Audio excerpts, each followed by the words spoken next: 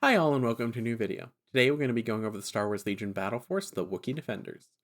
Now that some time has passed, let's review the Wookie Defender Battleforce, what it does right and wrong, and the best tactics to use while running it. This is also probably my least favorite Battleforce just personally.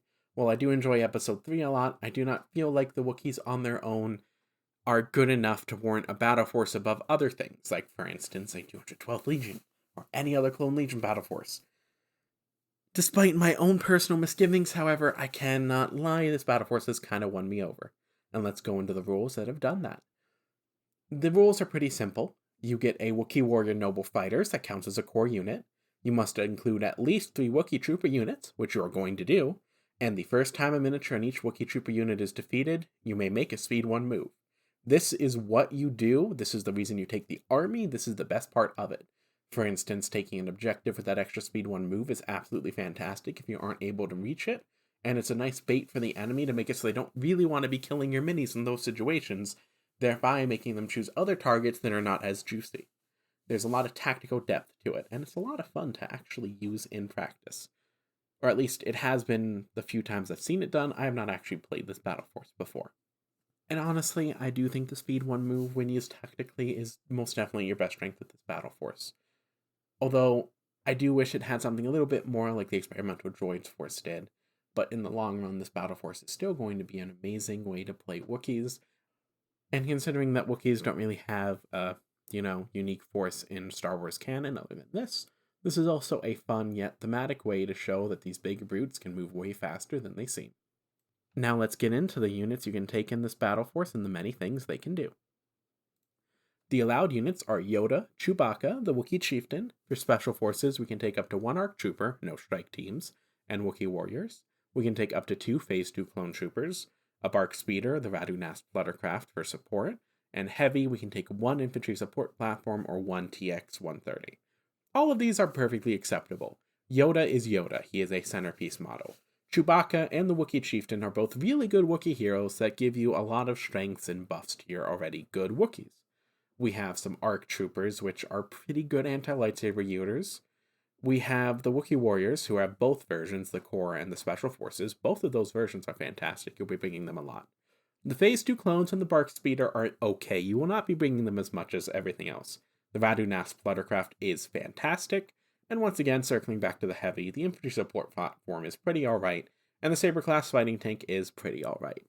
All in all, this is a pretty good, yet unique and diverse list-building group, although in reality, you're probably only ever going to use the Wookiee sides of these lists because that is the whole reason you are taking this Battleforce. Going into the rank requirements, you can take 1 to 2 commander units, up to 4 special forces, 3 to 6 core, 3 support, and 1 heavy. Pretty much what you get in the basics. Now going on to the new unit. For the Battleforce, we have a new Fluttercraft unit card. Attack Run is a very unique and interesting new addition, as it means you can increase or decrease your speed as needed. This gives you a little bit of versatility in doing those bombing runs in the perfect way, although you don't really ever want to be decreasing your speed. Other than that, it is identical to the original and an amazing addition to the Battleforce. I absolutely love the bomber version, and running 3 of these is perfectly acceptable and a lot of fun. Somebody should do it. I might do it one day. I don't know. I don't love Wookiees, as you can probably tell, but these rules are fantastic, and I really do like this unit. Also, Surge to Crit and Surge to Defend with 6 health on a vehicle, pretty good. Going into example list 1, which does have a Fluttercraft in it, although not a triple Fluttercraft, we have a Wookiee Chieftain, Chewbacca, 3 Wookiee Warriors, and 2 Wookiee Warrior Kashyyyk Defenders. Some of the Wookiee Warriors have Battle Shield Wookiees. These are going to go up, get that armor bonus, and actually force the enemy to shoot at you, take advantage of that speed move, try and get and push aggressively on objectives, move around a lot more each phase. The whole reason you want to take those. The Bowcasters would give you some extra anti-tank. Chewbacca is the best hero Wookiees have access to next to Yoda, and Yoda is really expensive for his points, so Chewbacca is a good take. And we have the Wookiee Chieftain with Commanding Presence to get some more of that range. The Fluttercraft, of course, has the NASP Bombardier on it, as it should, and all of the Battleforce cards are really the only ones you can take. Command cards are really all the only ones you can take, because everything else affects Clone Troopers on the Republic side, and you kind of just need to take those 6 you see below. It is what it is. You don't have many options with them, unfortunately. Unless you take both Chewbacca and Yoda in a force, but that is never worth it point-wise.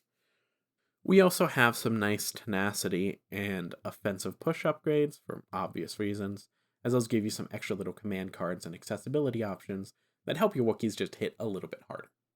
And now we're going to get into a mixed arm use and some more ideas behind it. Now, this list is pretty simple, and I probably could have made it just a little bit better than it actually is.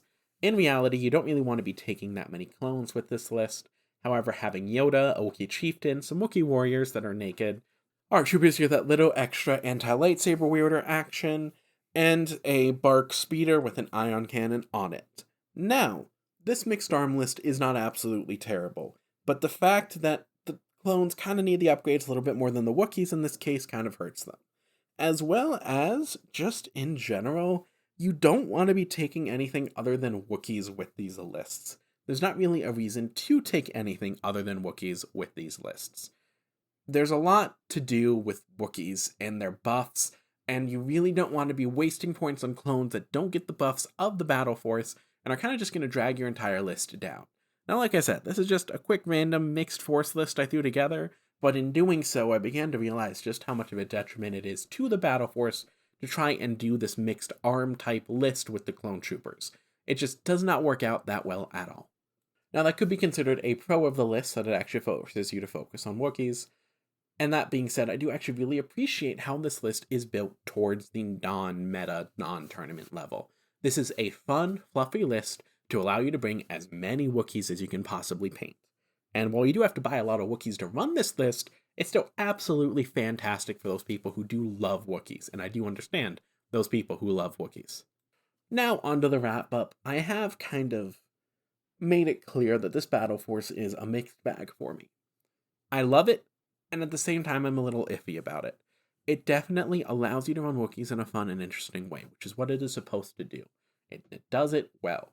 It also caters more towards a casual player, which I appreciate as a casual player. I do wish the Republic had other Battleforces done first, like the 212th, but in general I do think this is a good thing for the game. The Wookie Defenders Battleforce is perfectly okay. It's a fun new way to play the Republic, it limits ways to play the Republic, but the Experimental Droid Battleforce did that as well. I am very mixed on this, but I am also happy it brings a new angle to help people build that army they want. Someone out there who already had tons and tons of Wookiees is looking at this and going, oh my god, this is perfect for me. It is like they made it for me, and I'm happy that they made this weird and niche list for someone out there, and I hope whoever that is, you're enjoying the life out of it. I hope all of you have a wonderful weekend. I will see you all next Sunday. I might do an old world video. If not, it might be AOS. I am working on both of them right now. Let's see which one I finish on time. Have a wonderful week all, and I'll see you soon.